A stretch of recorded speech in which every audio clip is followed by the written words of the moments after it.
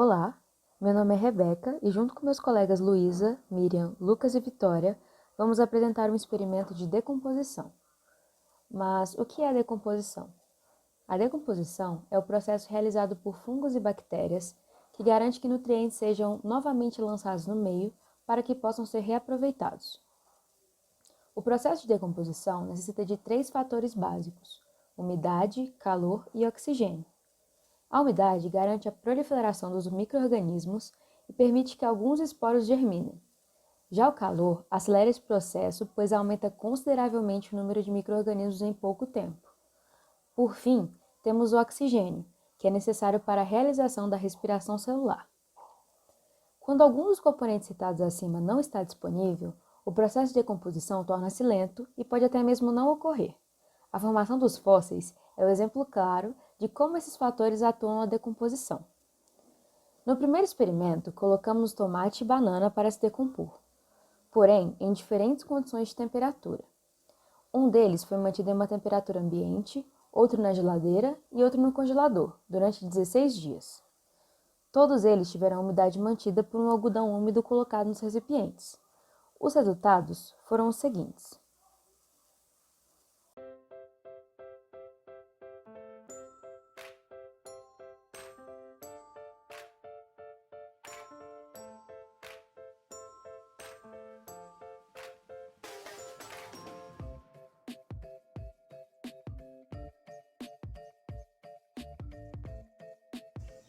Oi pessoal, então hoje é dia 23 e esses foram os resultados dos experimentos. Eles foram mantidos por 16 dias em temperaturas diferentes e, enfim, eu fiz com banana e tomate e, bom, a banana deixada na temperatura ambiente ficou nesse estado. Pelas fotos dá pra ver, ela desenvolveu alguns fungos, assim, que formavam uma espécie de fios, mas hoje eles diminuíram um pouco, mas o estado dela tá bem avançado de decomposição. E o tomate deixado em temperatura ambiente ficou assim. Tiveram alguns bichinhos que desenvolveram aqui umas larvas e bastante fungos. E o mais interessante é que os fungos do tomate são um pouco diferentes dos fungos da banana. E o tomate deixado na geladeira ficou quase que normal, sem muito estado de decomposição. E do congelador, nada, ele tá exatamente como eu coloquei no primeiro dia. A mesma coisa com a banana. A banana da geladeira ficou um pouco mais madura, mas não chegou a dar nenhum tipo de fungo. Então, esses foram resultados de manter eles em temperaturas diferentes. As temperaturas baixas fazem com que os micro-organismos não se desenvolvam e, consequentemente, os alimentos ficam conservados por mais tempo. Essa técnica de conservação foi uma revolução histórica. No segundo experimento, variamos a condição de umidade durante 18 dias. Inicialmente, utilizamos 2 recipientes fechados contendo um pão sem conservante em cada um, sendo que em um deles foi colocado um algodão úmido fixado à tampa. Depois, utilizamos outros 2 recipientes fechados, mas contendo um pão com conservante em cada um, repetindo o procedimento de adicionar algodão fixado à tampa de um deles. Os resultados encontrados foram os seguintes.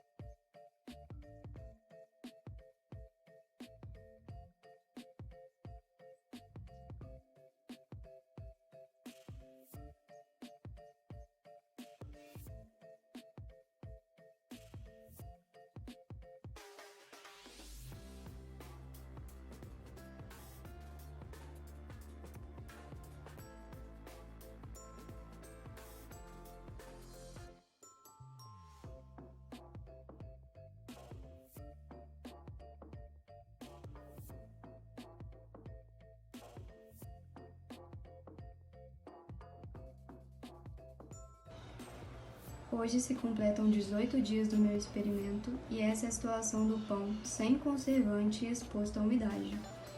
Tem micro-organismo decompositor proliferado por todo ele e a decomposição começou um dia antes da validade do produto. Essa é a situação do mesmo pão, exposto às mesmas condições, só que sem umidade, e a gente pode ver que tem bastante fungo preto nele.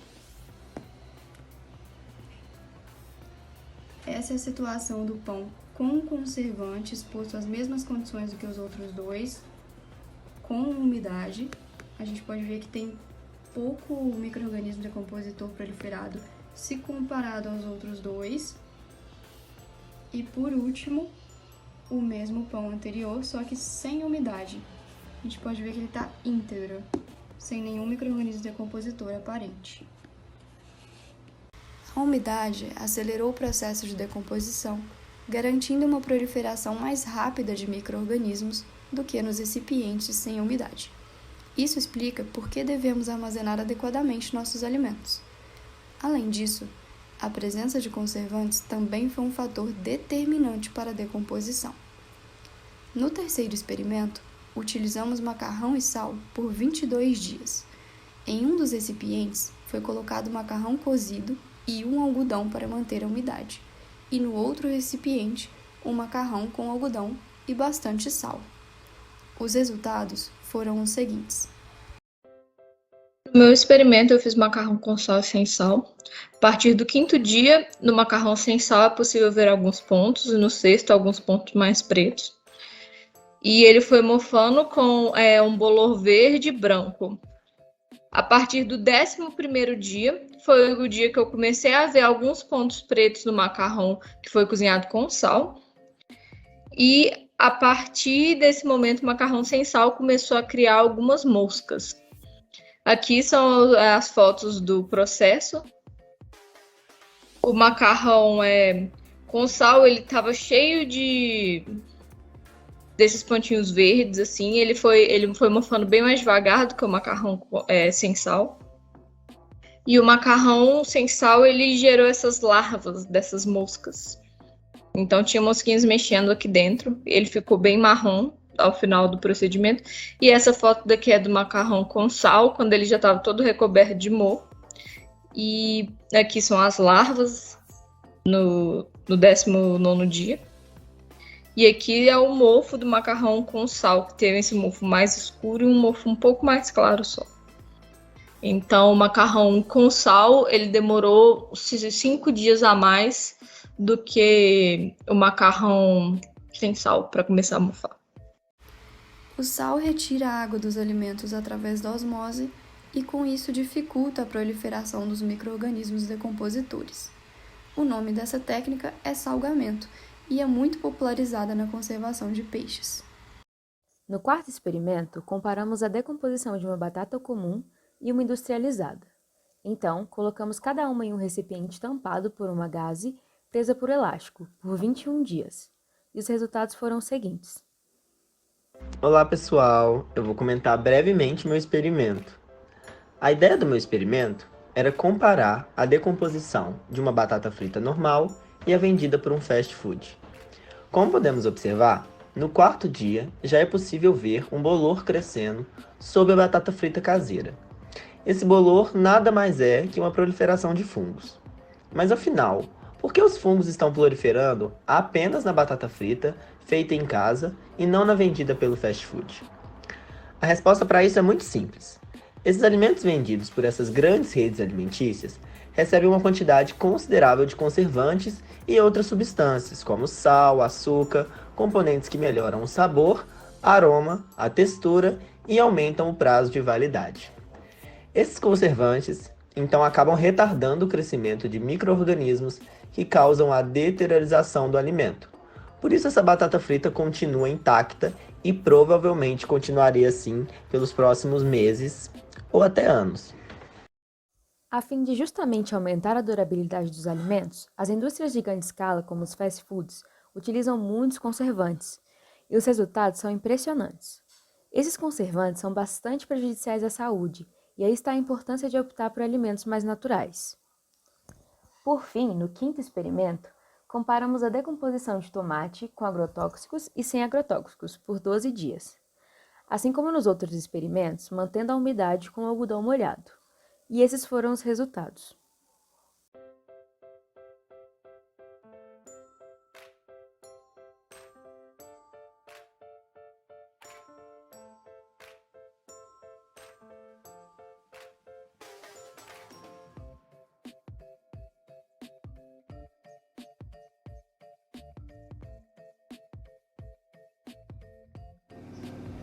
Oi, gente, aqui quem fala é Vitória.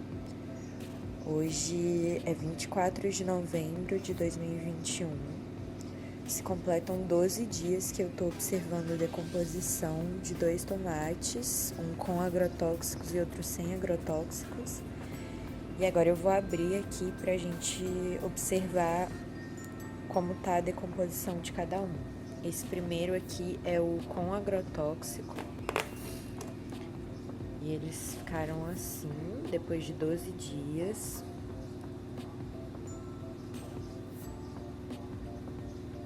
Eu ainda acho que é pouco tempo, ainda vou deixar um pouco mais tempo em observação.